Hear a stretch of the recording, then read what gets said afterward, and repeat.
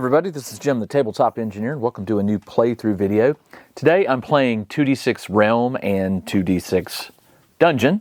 Right now I am at the start of a turn. However, I realized when I was looking over the rules again, I made a mistake. At the end of the last turn, I should have paid my taxes and done some other stuff. So the way this works is you pay taxes based on the land you had at the end of the turn. Now, since I discovered or explored the rocky land, that wasn't part of it.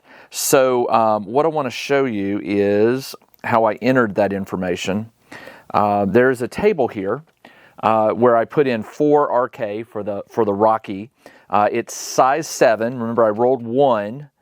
And then I added 6 more, 1, 2, 3, 4, 5, 6. So it's a size 7 area. Its rank was 2, and that means taxes are going to be 14 on it. But this was done in the new turn. I should have paid 6, 2, 4, 12 silver, which will knock this down to 40. And my taxes are paid.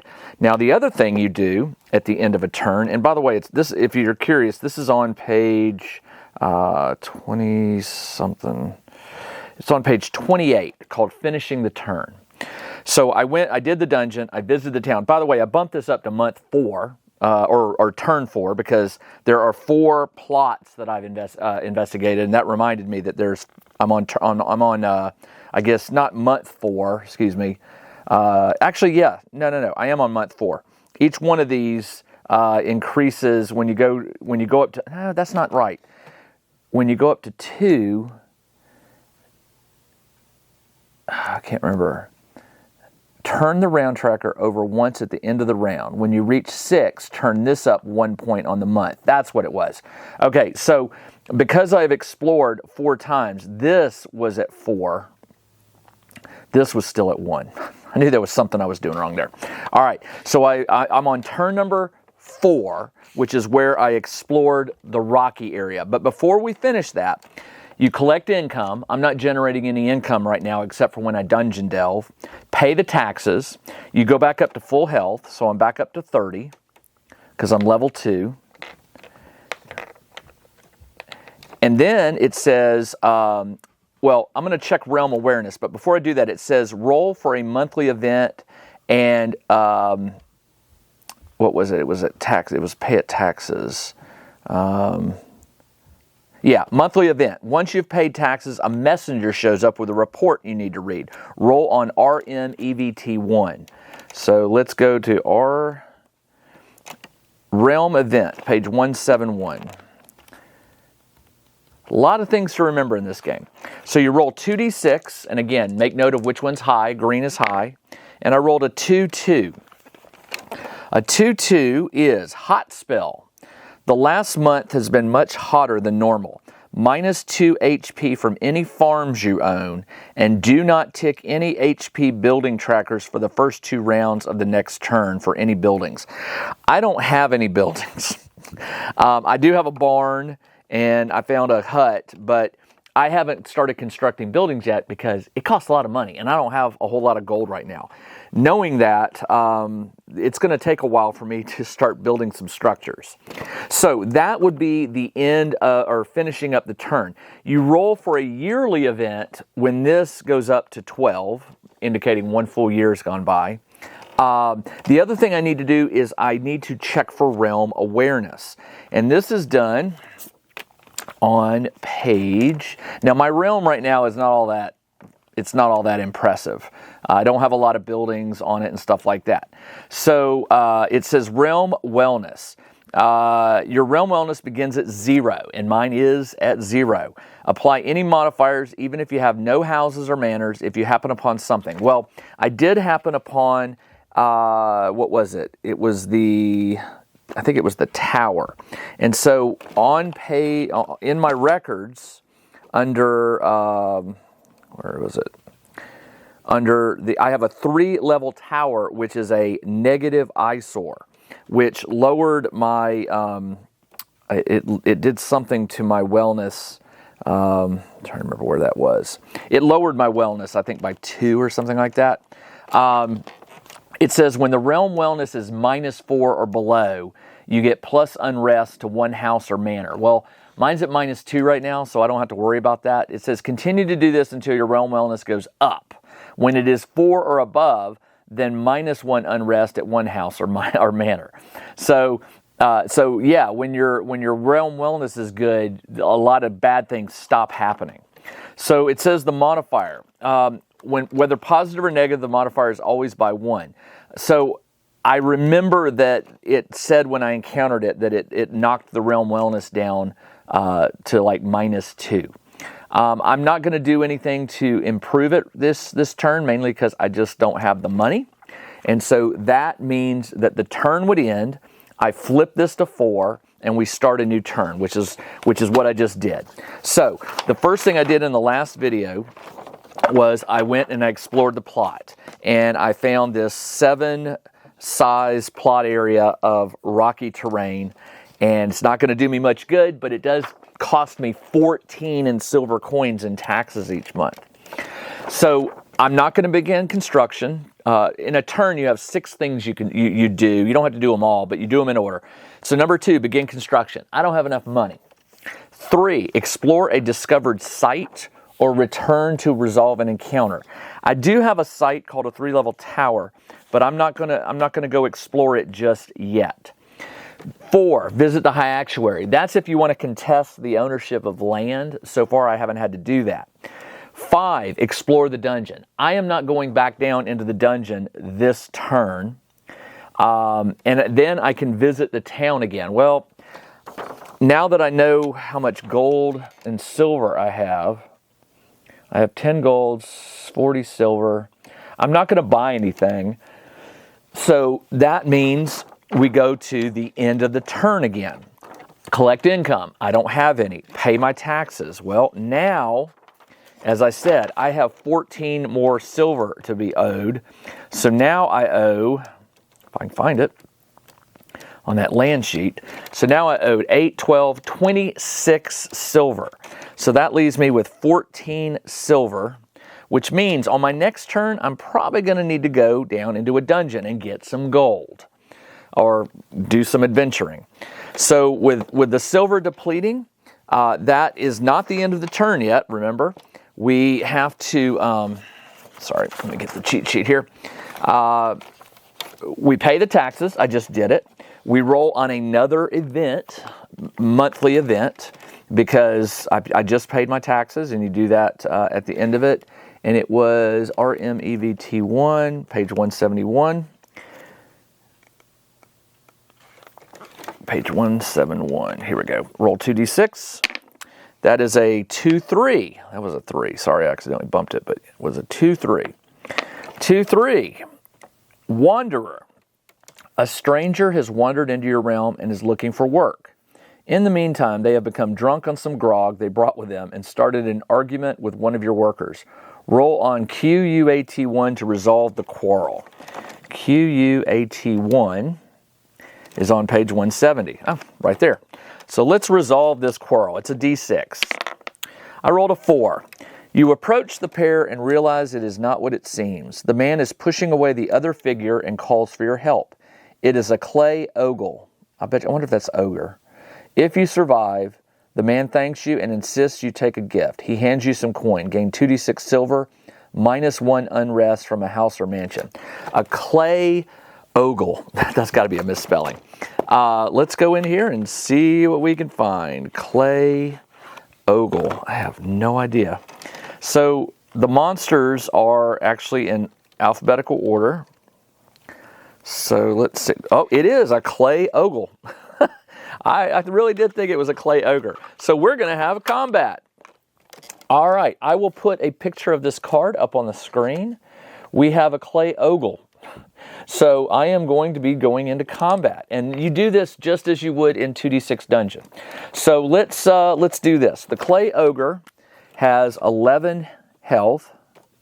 4, 5, 6, 7, 8, 9, 10, 11. He has 1 shift.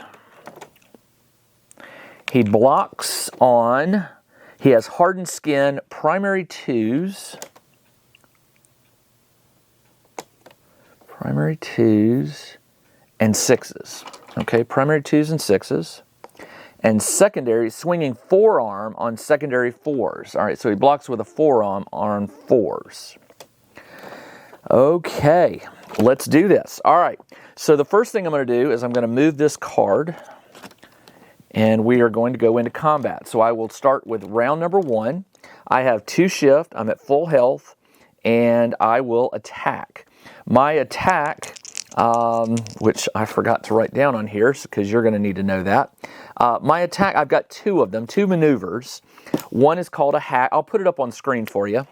But I have a hack, which is a 4-2, and it does d6 minus 2 damage. And I have a heavy slash, which is a 6-4, and it does d6 plus 2.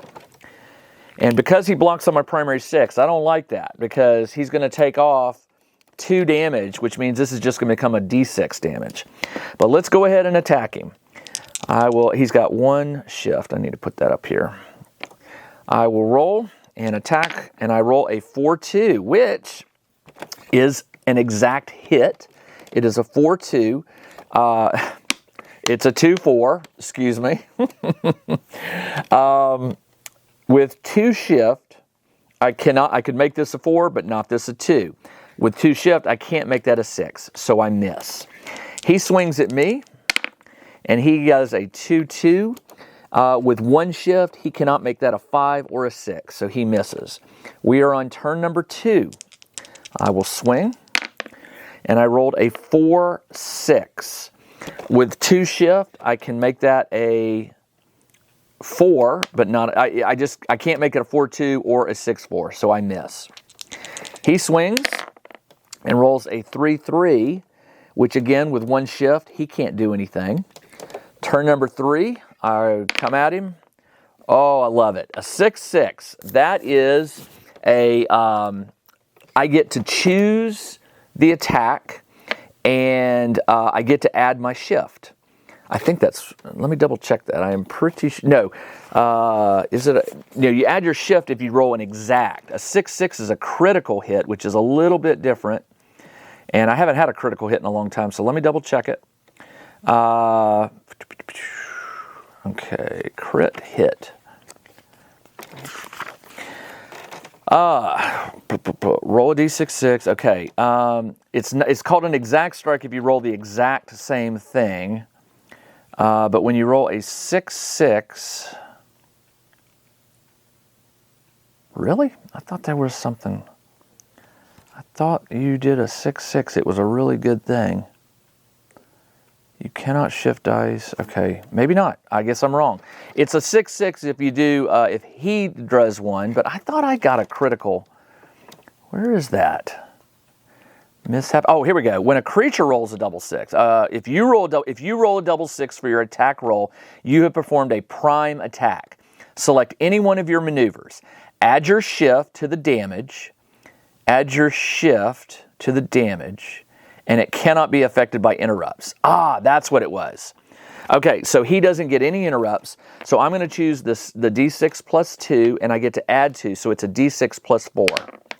2 plus 4 is 6 damage, so he is down to 5 health. And that's what a 6-6 is. I knew there was something about that. All right, he gets to come at me with I'll re-roll that for him. He rolls a 2-4 with 1 shift. He cannot make that a 6-4, so he misses. Turn number 4, we both get a bonus shift. I will attack him. Another one, 6-6. That's the first time I've ever done that. I'm going to roll d6 plus 2, and I add my shift of 2, so d6 plus 4. 2 plus 4 is 6, and the clay Ogre is dead. I get 34 XP for that, so that takes me up to 599. Nice. Roll on pouch table 1 for the treasure. Yeah, treasure. That's what we want. PT1 is page 23. Check out the new RPG and Wargame Newsletter. Each week, the Tabletop Engineer shares news, products, Kickstarters, and much more related to the gaming hobby. It's free to subscribe, so check out the link in the video description below to sign up. All right, pouch table 1. Roll 2d6, add them together. That is a 6. D6 silver. 6 silver, so I'm up to 20. Remember, silver pays your taxes. Don't throw away the silver coins. All right. But remember, it also said for that monthly event on page 170, how did I remember that? It said, you approach the pair, okay, if you survive, he thanks you and insists you take a gift. He hands you some coins, gain 2d6 silver. 11, I'm up to 31.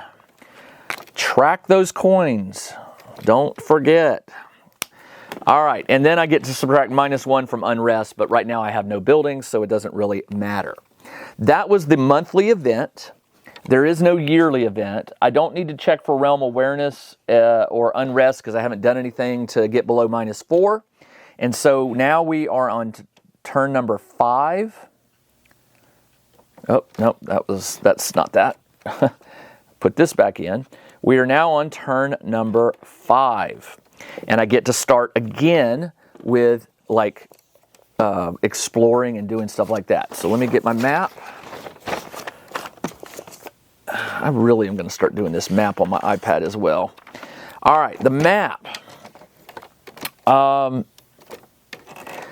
The first thing you do is explore a new plot. So let's, you can pick anywhere you want, but I like to pick where I'm next to so that it adds to my realm for my, you get an honorary title, and it's based on how much land you have that's all adjacent.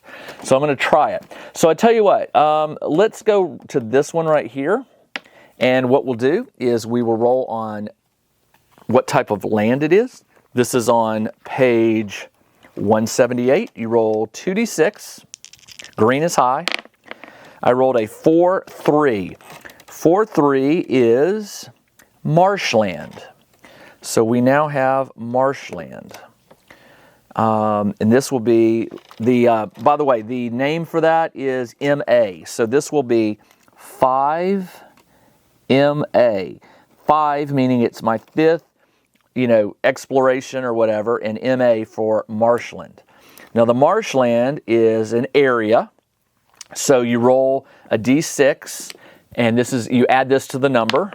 So 3. So there are 3 of them. I'm going to go 1, 2, 3, and 4. So these will all be concurrent. Let's look at what the symbol is for marshland. It's a bunch of little grass sprites that look like this. It's a line and then a bunch of little sprigs. And remember, I'm doing 1, 2, 3. So I'm doing all of these. And down to here. So that's nice. Now the one thing I haven't done yet, and I'm going to do that next, is I'm going to check to see if it's already under ownership. I hope not. You roll a d6, and on a 3 to 6, it's unclaimed. It's unclaimed, and I'm going to claim it. All right, so it is now my land. I have done the area. I'll enter it into, now what you do is, you go to your land chart. I'm going to do this so you'll see how this works. You come here, and let me find my pencil. Oh, it's actually in here. And remember, you're tracking this. This is my land that I take ownership. If I don't want to take ownership, I don't use this table. I go 5 MA. It's marshland. It is a size 4. And the rank, I totally forgot to look what the rank was, but you can always go back to the table and see. It's marshland was, what did I roll, a 4-3? 4-3 is a rank of 2. So this is going to cost me 8 silver coins in taxes when I pay taxes. By the way, there's a thing here called building points. All these types of land start with 100, except Rocky. Rocky starts with 50. I did check that. And what that means is as you build things like buildings and stuff, they take a certain number of building points. Think of it as a percentage. But in this case, there's only 50 building points here. If a house costs like 20 points, you subtract that. And when you get down to 0, or if you decide to build a building that costs more building points than you have on that land, you can't build there. So that's what this is. Now, I forgot to put under Rocky that there was a hut, and what was his name? Speeton was there. There's a little note area here for you to write notes. Okay, so we've added a new area, and after we do the area, you can begin construction on an existing property. Oh, no, before we finish, we have to do the event or the land table. So what you do is you go to page 69, and these are in alphabetical order, so I will flip to marshland. These are tables that you'll roll on, and these are things that happen as you are exploring that land. So marshland, mound, meadow, marshland. All right, 2d6. Building modifier cannot be built on. You cannot build on it. Well, that's not good. And that makes sense. It's marshland. It's protected. Let's roll 2d6 and add them. That is a 7. 7 is, you wander through the marshland and find that the water level is high here. If there are heavy rains, there could be flooding. Apply +1 unrest immediately in 2 houses in your realm over concern for the chances of floods. At one of the wet banks here is a hole. You can search it if you wish by rolling on a hole. Okay, there's a hole here. All right, let's do it. It's probably going to be something not good. A bank hole, page 151. All right. Bank hole. Roll 2d6 and add them. That is a 10.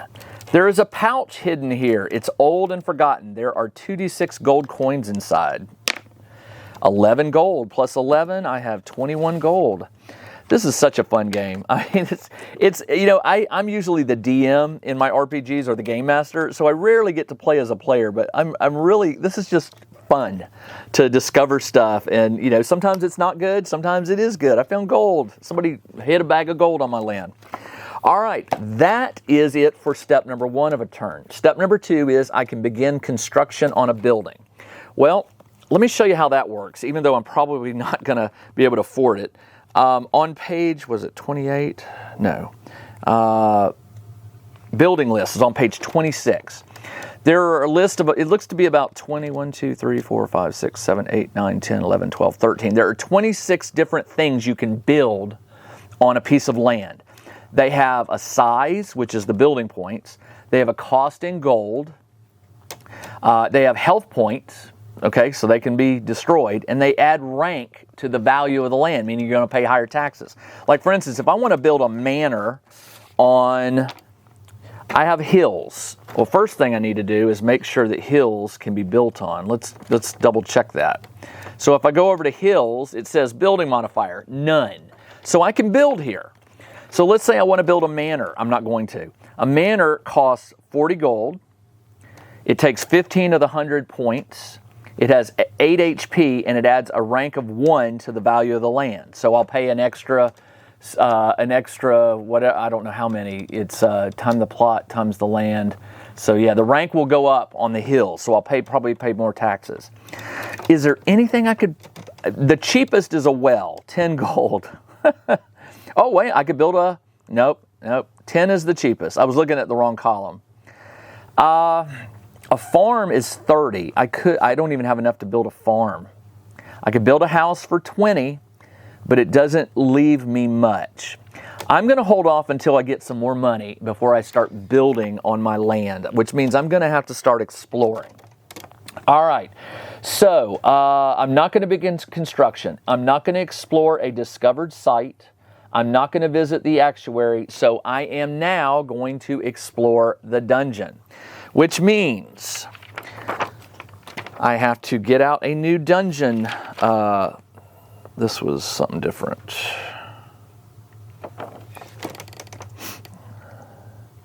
This was the second level one, and I found half copper pendant. Yeah. So I found that it was number 18 where I found the stairs. So remember, the rule of the dungeon is this. Every level has a secret hidden chute that you need to find. That allows you to go back up to town. Once you use the chute, you're back up in town and you return back to the realm rules, which means the next thing you do is you can visit town and then you have to start a new turn. You can't just come up, visit town, and then go back to the dungeon. I thought that was the way it was played. No, you actually have to go through and go and explore new land if you want. You have to explore a new plot. That's part of the turn. But when you get to the explore the dungeon, you can choose to come back into the dungeon. But remember, you can only use the chute once, and there's only one per level. So you better time it so that you can come back and then head down the stairs. So what I did was I found the stairs on level 3, and I never used the chute until now. So I came up to town, I did a couple turns, and now I'm going to go back to the dungeon. So I come back to the chute, which is now burned, I can't use it, and I make my way to the level 3 stairs. And so now this goes away, and I start a new dungeon. This will be level 3. Okay, and you roll for the starting area. Ooh, 6 by 6. That's doubles. I think you still roll, that's a 6 by 6, and we add these, 8 by 12. The entry room is huge. That's going to take up a lot of my room, and I'm not going to do that. I'm going to just make a 6 by 6, which would be 36 squares. That's a big room. And there'll be a corridor breaking off of each. So 1, 2, 3, 4, 5, 6. 1, 2, 3, 4, 5, 6. And I'll do it like that. All right, so this is the entrance to the level 3 dungeon. And I have the stairs led down to here. And in the next video, because I'm out of time, these are all archways, by the way, I will begin exploring this dungeon. Now, once I leave this dungeon, and remember, I can only leave this level when I find that chute. Until then, I can't go back up and start exploring above ground or visit town. So you're kind of stuck. But you need to go dungeon crawling so you can get gold and treasure to sell and stuff like that, and level up. So here we go. I'm hoping that in this dungeon, I'll be able to level up, increase my health a little bit, and we shall see. The first thing I'm going to do is take this off and put back the combat fatigue one, and that will be where I start in the next video. All right, this is Jim the Tabletop Engineer. Thanks for joining me on this new game of 2d6 Dungeon and 2d6 Realm. I'll be back in the next episode and pick up right where we started here in the entrance. Until then, everybody, take care.